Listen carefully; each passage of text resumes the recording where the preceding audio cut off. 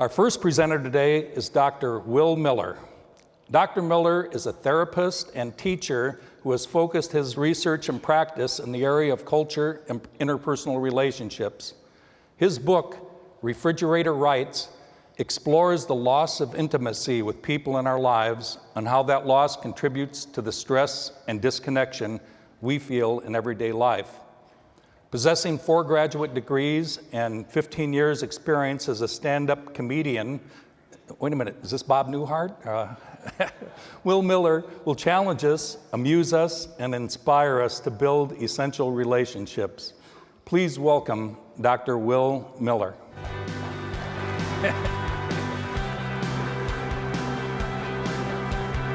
Thank you so much.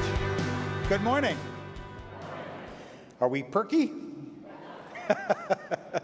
I do have an interesting background. I spent 20 years in New York City as a stand-up comedian, working with lots of people who who went on to become television stars, and here I am with you. But I'm a lifelong learner, and I kept going back to school, and I did become a psychologist, and I've spent the past number of years working in the area that is a passion for me, and that is human well-being and how we do whatever it is that we do and do it well and enjoy our life. That's what I'm going to talk about this morning. But I've had some pretty interesting career mixes. In 1990, for example, I was working on the Lower East Side of Manhattan, and I was working as a therapist at a crack cocaine clinic, working with people with severe psychotic disorders. And then at night, I was the MC in an act at the comic strip in New York City. People used to say, man, you must get great material from your day job. But I really kept them quite separate and distinct. What I did after that was I became the television spokesperson for Nick at Night. I was on Nick at Night for many years. If you think about combining psychology with show business, performing, I became an unexpected authority on popular culture. If you think about popular culture. Now, I don't know what you think about when you think about popular culture. You may have a strong reaction to it, worry about your kids, worry about the culture. But we have absorbed a lot of stuff that we didn't realize we absorbed. For example, do you remember the show The Jetsons? What was the father's name on that show? That's right, meet George Jetson, Jane, his daughter, his boy. What was the dog's name? How did he speak? Listen to yourselves. Professionals on the cutting edge of financial advising and insurance can actually speak like Astro the dog. All right, with the same ease of memory, rattle off the names of the 9 members of the United States Supreme Court. Go. You'd get 3 of them, right? Well, we're moving on up to the east side, to a deluxe apartment. Sky, moving on up to the east side. We finally got a piece of the, do it with me, pie. That's all you know. You really only know popular culture stuff. You don't know really much about anything else, do you? I'm only kidding. Popular culture has been an absorbing, amazing thing. Let me give you 2 facts about popular culture in America that have utterly transformed us psychosocially and has had a profound impact on you. If you're a young professional in this business, you've grown up with these 2 realities. Those of you with experience and expertise know that it has been a change in the U.S. in our culture that has been dramatic. Fact number 1, there are 316 million people in the U.S. Last year, 42 million moved. The year before that, recession, 39 million moved. Most years, it's 40 to 45 million people relocate every year. I know that the clientele in your community are increasingly mobile. There are new clients coming in and old clients moving out. We're a highly mobile society. I may be looking into the faces of some people who are living and working where you were born and raised, but the likelihood is that you or your children or your extended family and your nuclear family have relocated. Between the ages of 20 and 40, 1 out of 3 move every single year. So you know that. You know that we're a highly mobile society. People are not rooted in their communities for decades as they had been in the past. Fact number 2, the average American is watching 28 hours of television a week. And that's just television, that is not the internet. If you think about the amount of hours we spend each week looking at a screen, We look at a screen for 35 to 40 hours every week. If you do a little mental test in your own situation, you'll know that if you're looking at a television screen or a computer screen or your phone, you too are engaged in screens more than you are engaged in almost any other experience. It's been a profound change. So you know that we're mobile and you know that we're media drenched. As a psychologist, I must tell you, it is in the connection of the two of those that have had the most profound effect on us psychologically, because we are the most stressed culture on earth. As much as we experience our large S, the vagaries of the economy and everything else aside, it's a blessing to live in America. And yet we have record levels of stress-related disorders. 25% of Americans routinely and over the years have a psychologically diagnosable stress-related disorder. That's 1 out of 4 of us, so look around. You know, if the 3 people sitting next to you look okay, it's you. Now, in my business, we don't really talk about stress anymore because it's a murky, muddy term. I mean, anyone here can say, oh, I'm stressed. But if you go symptom to symptom, it will vary. Maybe you have gastrointestinal problems. Maybe you can't sleep at night. I don't know what your symptoms are. Isn't this a happy talk? We'll get to it. We talk about coping, and that's what I want to talk about today, is coping, because that's where the rubber meets the road. Because how is it that we cope with stress? You know, stress in my business mostly is about the issue of control. Now, you're all real successful people. There's a psychologist, Julian Rotter, who coined the term a locus of control, that some people just natively have an external locus of control. In other words, what that means is they go through their life and they really believe that they really don't have the power to control their life, that events outside them dictate what's going to happen to them. That's not you and not me. We have an internal locus of control. We are wired with optimism, confidence, resilience. We can solve a problem.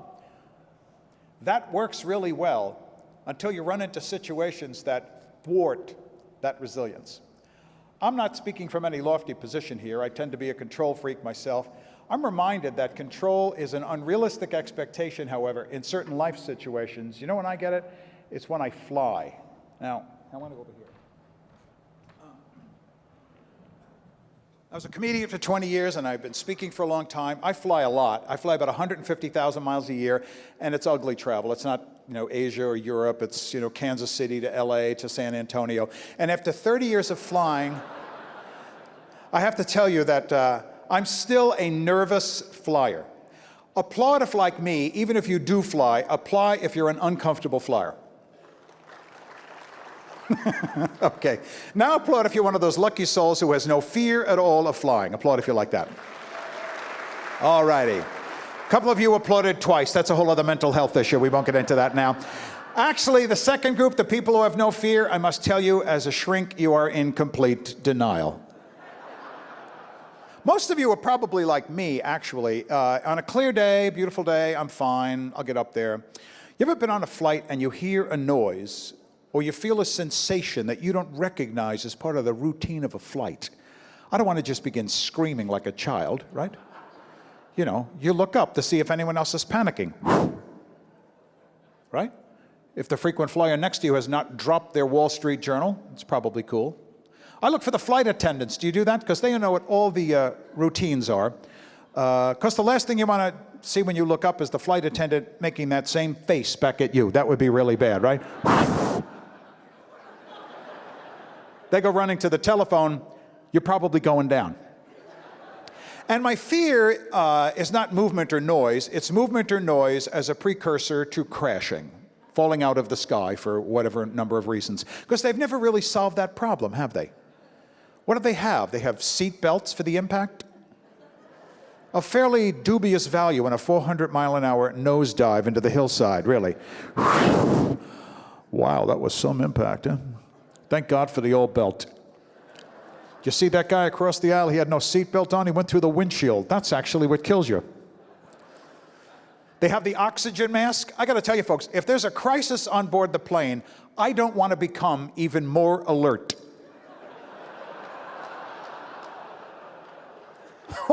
Wouldn't some kind of a drug or anesthesia be more useful there? It's Captain Bob. It's going to get a little dicey up here. Just take a big suck into that mask. We're going to knock you out for about 20 minutes. We'll be up here praying to God we all wake up. I've been on all sorts of frightening airline events, flying so much. I was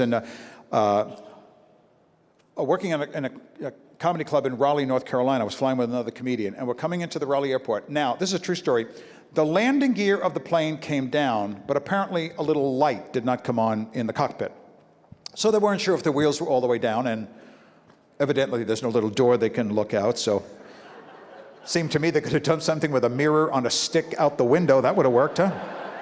Oh, no, they're fine. Look, they're fine. They're fine. So the pilot said, I'm guessing he was kind of new, he actually said over the loudspeaker, folks, we're pretty sure the wheels are okay. That's what he said. He said, we're going to have to fly low over the airport and have the tower look at the landing gear. This is the high-tech solution for this crisis. We're going to buzz the airport, going to slow down to, 200 miles an hour so they can get a really good look. Some knucklehead's looking out the window. Yeah. I'm pretty sure Toto's wheels were down pretty good. Bring it in.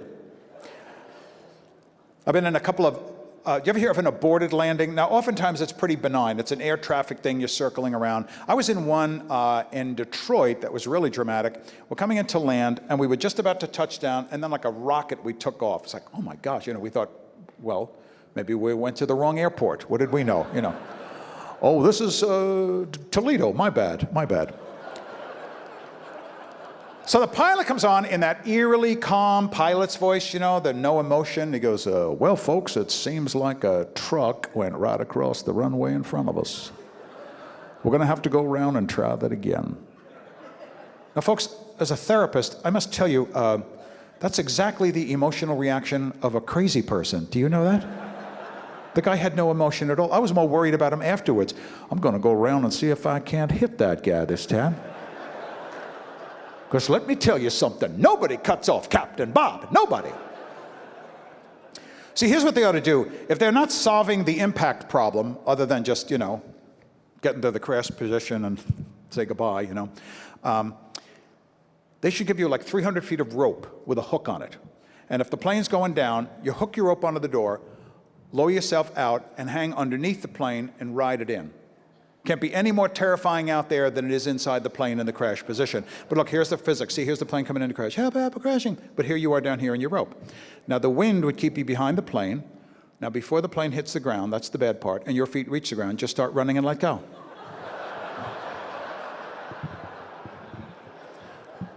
A couple of you are actually thinking this out, aren't you? I was working at a comedy club in Brooklyn called Pips. Every comic you ever heard of worked at Pips.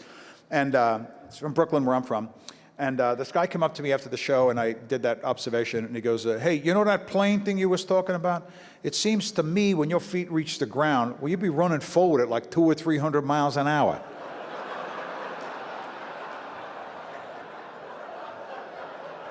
Before you could stop yourself, I think you would just run into the flaming wreckage anyway. I don't know. It's not going to work, is what I'm saying. I said, well, you could wear roller skates and veer off. What about that? Now you talk.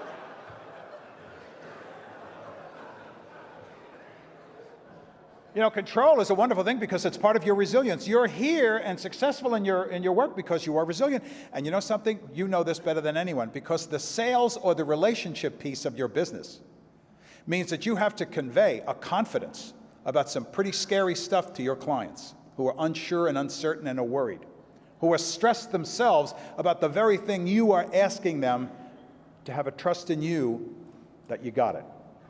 So it's the relationship. It's the relationship, and it's control. But my concern is not so much only you're conveying that as a coping mechanism for your clients, but how it's happening for you and what you're doing. Now, keep in mind those two facts about the instability of the American relationship set because of moving and our distraction because of media. And then let me put it this way. I come from an allegedly functional family. I'm one of 8 kids in Brooklyn, Irish Catholic. We lost a brother young, and 7 of us grew up and went to college. My father and mother were World War II, greatest generation people. I went to college, and then after college, a little side note, it was 1971, and they had the draft lottery. Draft lottery. I was number 1. I won the lottery. If you're fated to win one lottery in your life, I won the draft lottery. Well, anyway, the 7 kids grew up, and you'll relate to this. In that age group, 18 to 22, we met our significant other, we got married, and then we did what Americans have been doing for 6 decades. We went off to do our life. We didn't go home. You may do a touch and go through home, but we went off. Today, the 7 kids in our family, we live in 7 different states. My parents lived in an 8th until they began a late life trend of stalking us. They didn't move. They moved 6 times after the age of 60, following around one of my sisters or brothers, who then had to tell them, Mom, Dad, I'm sorry, we got transferred, we're moving. And they moved again. Now, that may be more radical than your life situation, but I know you know what I'm talking about, that you have close relationships who are no longer physically around you right now. And what's this done to us? It's done an amazing thing. Let me put it in these terms. Now, you don't know me and I don't know you. My wife's a school principal. We have 2 grown kids. Our daughter just moved back from Boston. Our son lives about an hour away, so we're pretty lucky after years that they were away. Now, suppose my wife and I came to visit you at your house, and we're sitting at your kitchen table. We've never met. We don't know each other. It's a get-acquainted visit, and we're sitting there chatting, and about 2 or 3 minutes into this get-acquainted conversation, without asking, I just get up, I walk over to your refrigerator, I open it up, and I start looking around in there. Really looking around, like I make a salad. And I cut stuff up. You might not say anything out loud, but you'll be thinking, gee, that's a little forward. You tell people later, I didn't know this bozo. He goes into the refrigerator, took out last night's dinner, leftovers, put them in the microwave. Then he went into the den and took a nap. That's not how visitors behave. Okay, let's have the same scenario. My wife and I come to visit you at your house. We don't know each other, but it turns out the reason we're there is because we are related. We're kin. I'm a cousin, I'm an uncle. I'm blood kin from a wing of the family that moved across the country a generation ago, and we've had no real day-to-day, week-to-week, year-to-year relationship, and we're there to have this reacquaintance. Even though my move to the refrigerator would still be a bit abrupt, it would be a notch less shocking for us to assume that as kin, you want me to feel at home in your home. It's not based on interpersonal compatibility. It's based on a sense of connection. Carol Meyer, the great scholar at Columbia University, said the only true definition of a family is this inherent feeling that you belong. And so if you presume that you belong to us, and I go into your refrigerator, well, it feels differently than if I'm just a total stranger. All right, now think about your life and do a little mental inventory. Think about the people who are in your life every day and every week. I'm not talking about people you can get on a phone and call, get in a car for 2 hours or on a plane. I'm talking about the faces you look at every single day, the mugs you see every day and every week. How many people are in your regular routine life? 20, 25? Family members, coworkers, neighbors, up and down the street? Out of that group, how many of them have refrigerator rights in your house? How many of them, when you go to their house, do you wait politely to be invited? Or can you just go into their refrigerator? How many of these people, you wouldn't be offended if they went into your medicine cabinet, saw you in your sweats, heard you talk the way your kids hear you talk? It's an illustration of an intimacy that is felt more than classically defined. Here's the thing. Because of moving and mobility, and our media habits, Americans have detached themselves from that ring of relationships, of refrigerator rights relationships, and are now populated with busyness and lots of people, but very few of them are in your intimate circle. Most men in America have too few men that feel like brothers in their day-to-day life, women who feel like sisters in their day-to-day life. We have long since shed the value, especially with our new young and up-and-coming generation, who understand the value of what it means when you're 22 to have someone who's close to you who's 30, who's 50, who's 70, the multi-generational family. Listen to this. In 1943, in a study on the East Coast, a lot of cities, granted it was a little anomalous because of the war. Nonetheless, it's a picture of the 30s and the 40s and even the 50s. 80% of married couples grew up within 20 blocks of each other. Think about that. That means if my daughter met your son, even if the families didn't know each other, we knew of each other. We were probably socioeconomically compatible, and we knew of the families. Oh yeah, that's a good family. Oh no, their Uncle Louie's nuts, and Aunt Mary's off the beam, but they know about our Aunt Frances and Bernie. And those two kids who got married got subsumed into a large network of family. And suddenly they had new brothers, new sisters, and they stayed there, and those marriages lasted. What about our marriages now? You raise a child, am I talking to you or your clients? Both. You raise a child, and it's really great. Your child goes off to college. Your child gets accepted at University of Nebraska. Great. And so they go Cornhuskers. And so they go off to Nebraska, and they're there, and while they're there, they meet someone from Seattle, Washington. And they fall in love and get married. Now, you're back in your house in Ohio. When will you meet the kin and the family that spawned your new in-law? At the wedding. You don't know. Which means we have surrendered family influence about the choice being made for life partnerships to the adrenaline-fueled arousal of 22-year-olds. And our marriages are struggling. I've been a therapist a long time. You can imagine when a couple comes for therapy to a therapist, they ain't there for a tune-up. They're ready to kill each other, right? And they all have the same story. Well, it was great when we started. I mean, yeah, it was wonderful. We fell in love. No one ever once in all these years ever come in and said, nah, it pretty much sucked right out of the gate.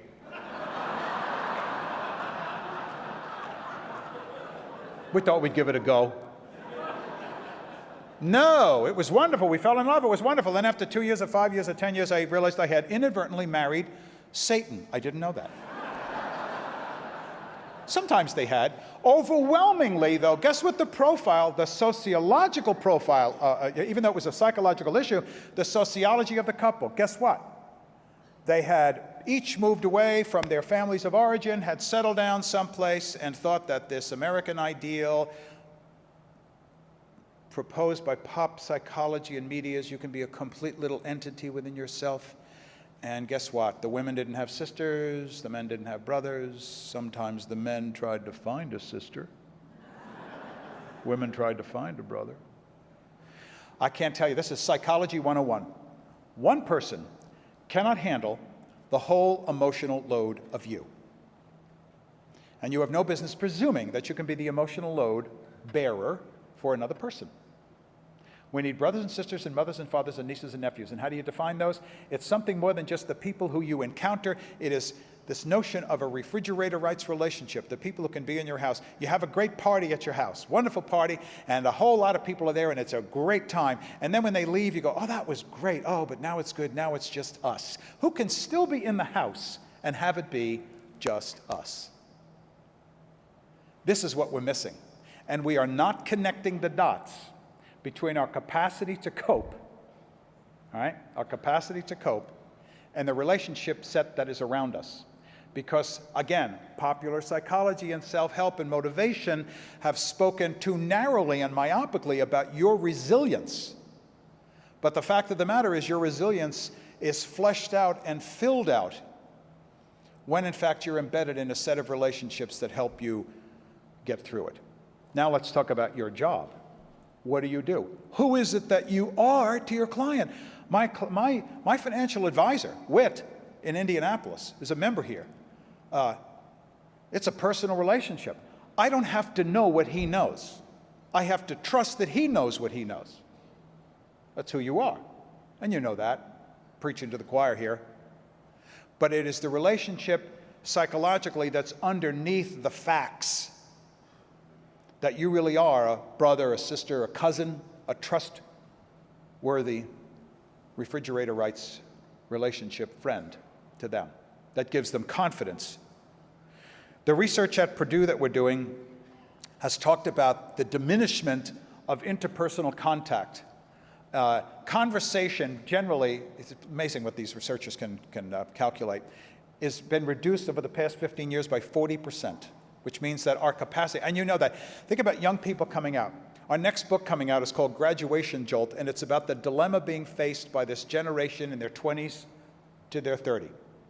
You know that. You're hiring young people, and there is an attitude toward this generation that we see at the university that is suspicious and a little concerned about their work ethic, their sense of entitlement, how special they think they are.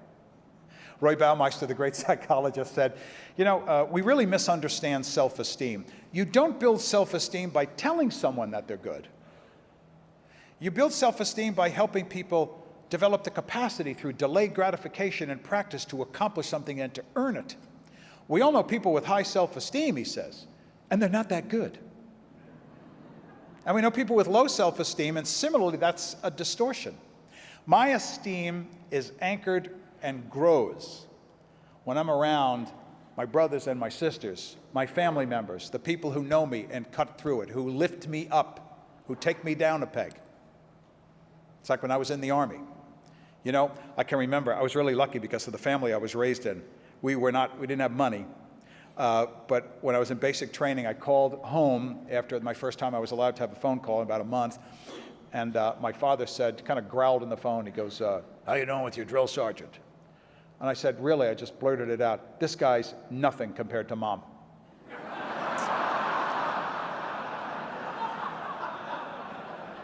Seriously. I had no trouble with that at all. But today, in an era where all your kids are special, and no one really ushers them into, you're not that special. You're good. You could be special. I'm going to help you be special, but right now, I ain't your mama. Those relationships, paying attention to those relationships, is not just some feel-good bromide. It's about the essentials of how we are wired to cope with stress. Basically, my understanding psychologically, and this is even true, I think, theologically, believe it or not, is that the way we were designed in our equipment is we frequently use our equipment incorrectly.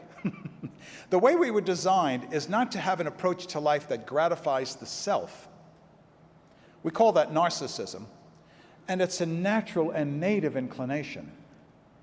The counterintuitive notion, and this is in psychology, and it's also in your faith communities, is that the degree to which you are engaging, giving, serving, other-directed and other-connected, like your business mission,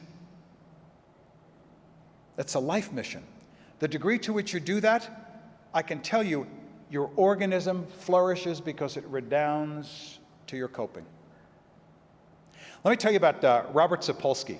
Robert Sapolsky is a legendary bioneurologist, psychologist at Stanford University.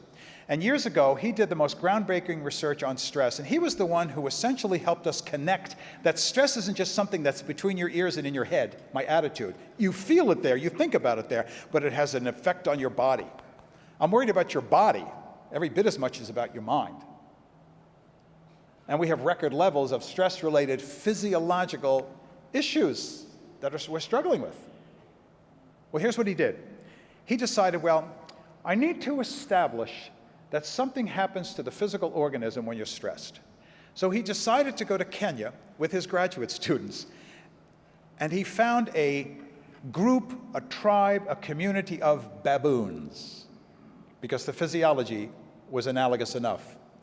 Baboons. You ever see a baboon? I always wish they were wearing slacks. You know what I mean? It's like, turn around, face me, really. By the way, I'm not making this up. You can Google this. In research community, we have a big veterinary conference going on here at this place too right now. Do you know what the official scholarly name for a tribe of baboons is? A congress. Did you know that? I'm not kidding. Look it up. Not Congress. So listen to what he did. He wanted to establish that, how do you calculate stress and its impact on the bloodstream? And here's what he knew about baboons. It is a highly organized, alpha male dominated, you know that the alpha male, the alpha male dominates everyone. So there's the alpha male and then all those who are under the pressure and the influence of the alpha male. And his thesis was that the alpha male would have less stress-related disorders than the dominated underneath. And so as graduate students, imagine that, your daughter or son comes in, hey, good news, I'm going to Kenya with Professor Sapolsky, and we're going to anesthetize baboons and take blood samples. They did it with blowguns. Really? You're transferring today. So they knocked out the baboons and they took the blood, and he was the one who established 30 years ago that yes, indeed, the alphas had the least cortisol stress in their blood. Those underneath had gradations, it was higher. So think about that now from your School of Business and Organizational Structure about leadership. You know, you may have a leadership position, of course, in your own business, but you have a peer-to-peer relationship with your clients. But what he found out was, and this was replicated in the Whitehall study in London, the same thing with human civil service workers, is that those who are the alphas, male or female, the dominated ones, have less stress than those who are dominated. And so it's a cautionary tale about, first of all, as a leader, how is it that you're leading? Are you leading with the decision-making power that is your right and responsibility, but to do so with respect for the care and well-being of those under you? Your clients, where are they on their own food chain, and how stressed are they? What do they need to be eased? Because this approach of personal power, where I'm over you, is not only a cautionary tale about psychology, it is also counterintuitive for health outcomes for us in enjoying the life that we've got. And that is the big nutball.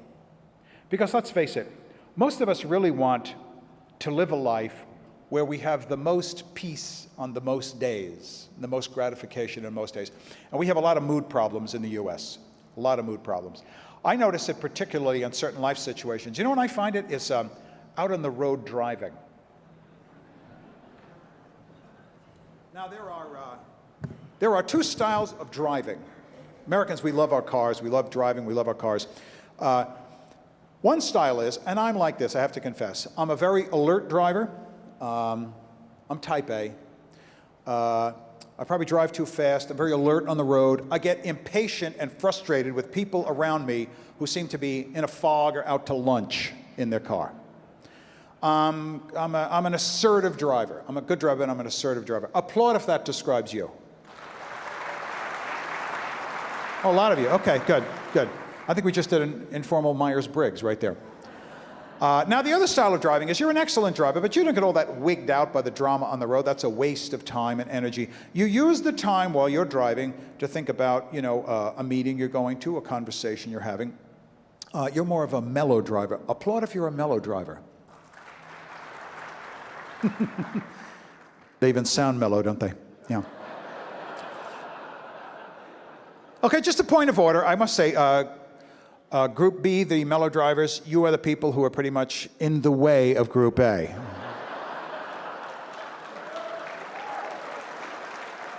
On behalf of Group A, we beg you, get out of the left lane.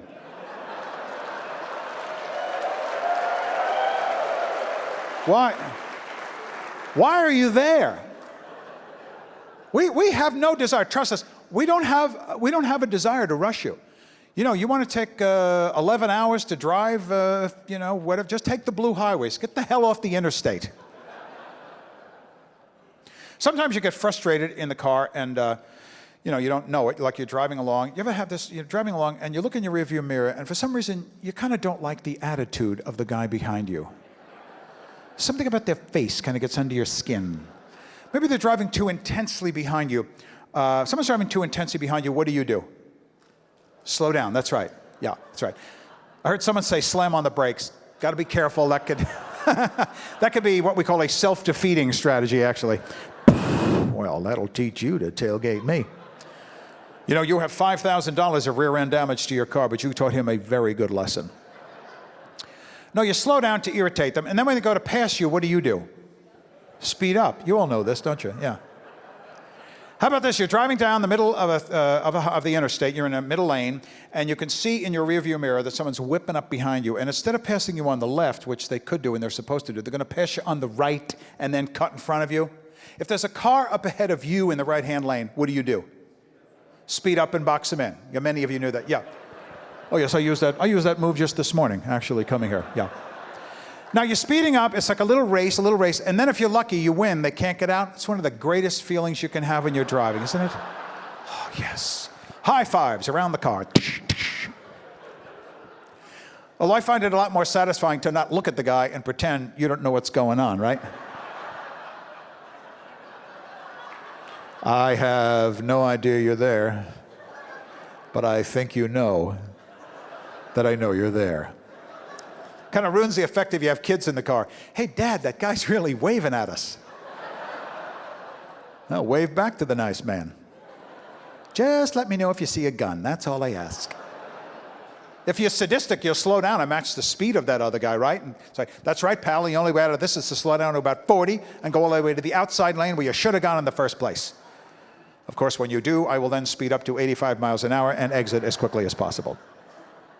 We love our cars, but I don't know how many of you live in urban areas or places, suburban areas where there's a lot of crazy traffic. I mean, because it's so rough and tough out there on the road. I'm an advocate of having two cars. One car you love and nurture, take certain places, and then having what I like to call a rage displacement mobile. Do you know what I mean by that?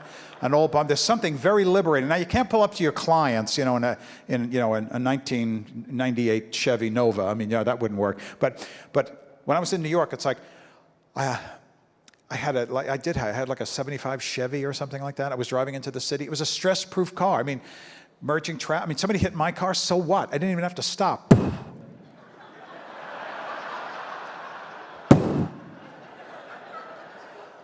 I could even get back at people I didn't like.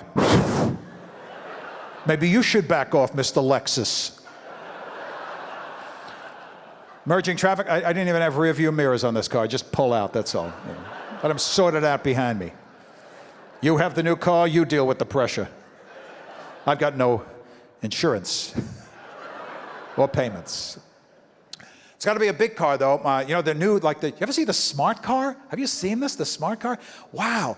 I'd feel too risky. The first little dinky car I ever saw was the Yugo. Remember the Yugo? That was the first one. My neighbor was driving into Manhattan in this thing. I thought, oh my God. I sat in this car and I thought, well, it must be kind of fun to drive in a car where you can lean casually out of the passenger window.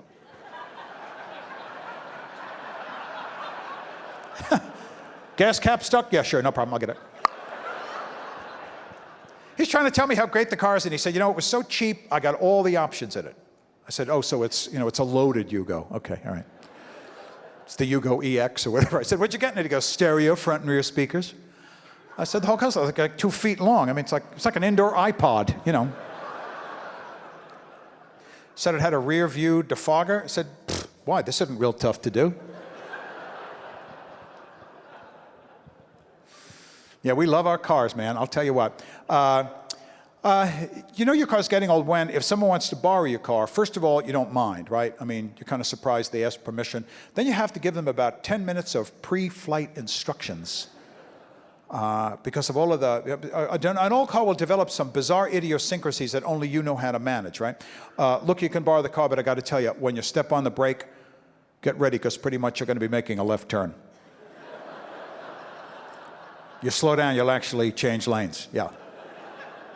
And the floorboard's kind of rotted out, so keep your feet on the pedals at all times. My mother lost a shoe last week. I borrowed this guy's car, and he said to me, now look, when you get in the car, the seat is stuck all the way back. I said, fine, I'll stretch. He goes, no, that's not it. He said about 10 minutes into the ride, the seat's going to kind of pop forward on you. So I'm doing 60 miles an hour on a highway in New York, and I'm waiting for the seat to come forward. it was worse than what the guy said. It's not like it went from a rear position to a forward position. It broke loose and never hooked back on to another location. I was sliding back and forth at 60 miles an hour. Think about what I look like if you saw me driving by. What's that guy doing in his car over there? It's like he's kind of floating around in it or something. I don't know. Well, maybe he's got a Nordic track seat in there. You know, getting some exercise. I hope you find this persuasive, that the myopia, or the piece that's often missing, especially, and I know this and I value this, I value what you hear presented to you about the specifics and the particulars of you being more effective individually and professionally in your life and in your profession. I mean, that's where it's at. And you drink every bit of this in and absorb it all. I hope that what I talk about sort of covers, maybe as an overview, about an analysis of the quality of your relational life. Because the secret to coping with stress, how are we doing it in the US? Well, I have to tell you, and this is not a surprise to you, we cope with it with therapy and we cope with it with medication. And hey, celebrate that. That's good. Think about the medication. Many of you here, I'm sure, for yourself or people in your family, have benefited from the amazing, miraculous advances in psychotropic medication to help you with depression and anxiety. All right? But ask your physician what the purpose is. Those brain chemicals work on your organism in a way that if you're depressed, it can lift your mood, the serotonin, or if you're anxious, just kind of calm you down. To what end? To give you the focus and the energy to go out and re-engage your life. It presumes you have a life to re-engage. It presumes you have a life that will. When I grew up next to a Grumman Air Force base. It was out in Long Island. We moved out there. And I can remember I learned about the afterburner in an F-105 Thunder Chief. And the afterburner is a pretty basic thing to get the jet off the ground, the big flaming fire that comes out the back, like it's a launch of a rocket. But then when it gets to altitude, that shuts off and it's cruising. Those medications are perhaps analogous to that. They get you out there and engaged. But when you get out, what is the nature of your relational life? Is it just you and your significant other and your kids, and you're focused on that? You can be busy and distracted by that. That's good. But you need brothers and sisters and mothers and fathers. And the loss of our confidence in larger institutions has made it difficult. So when your daughter and new son-in-law call you up and say, great, we got those jobs in Dallas or wherever, and we're going to move there. They're going to move 1,000 miles from you. It's a cautionary tale to them. That's great, and we know you're off to a great start. Tell me what you're going to do to surround yourself with family. It used to be in the past there were institutions that received them.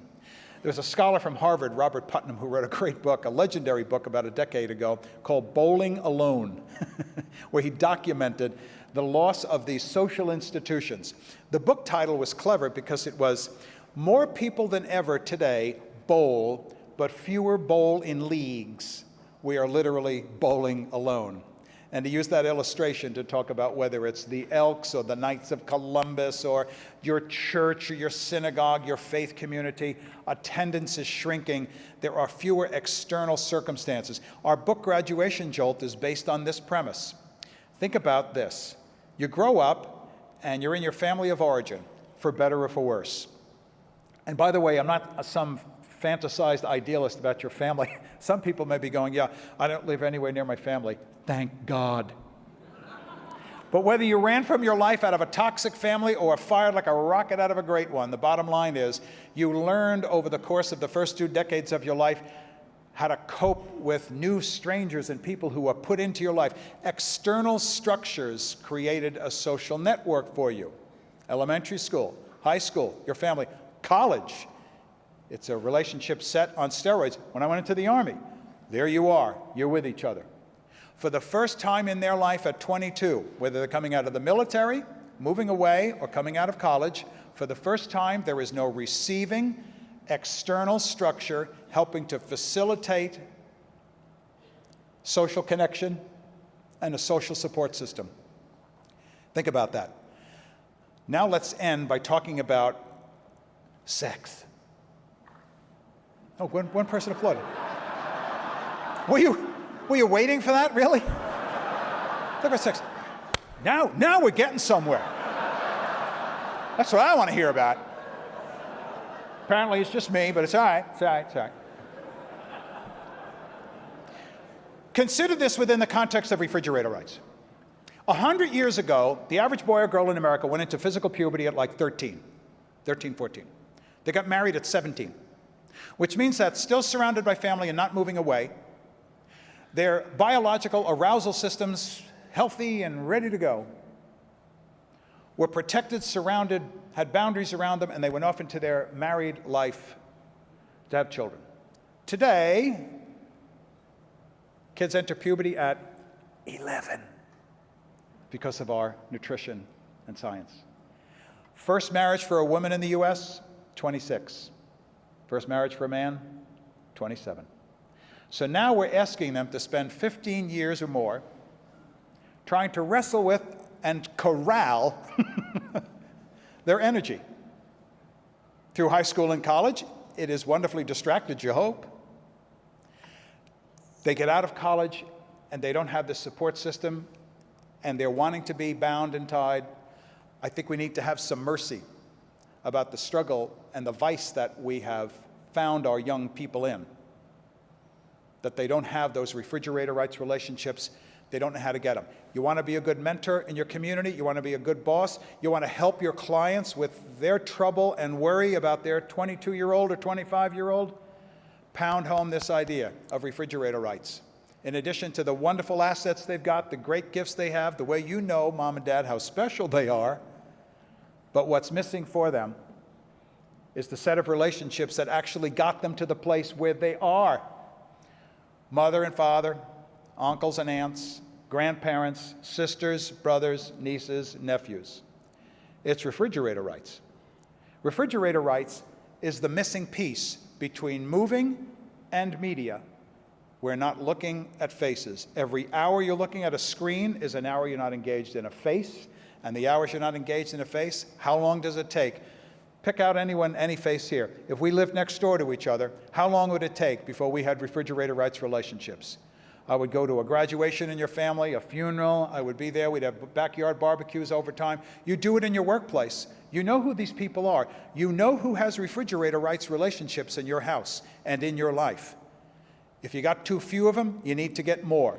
You want to be a helper and help people, you encourage them that this is the piece that will take them into a new resilience about coping.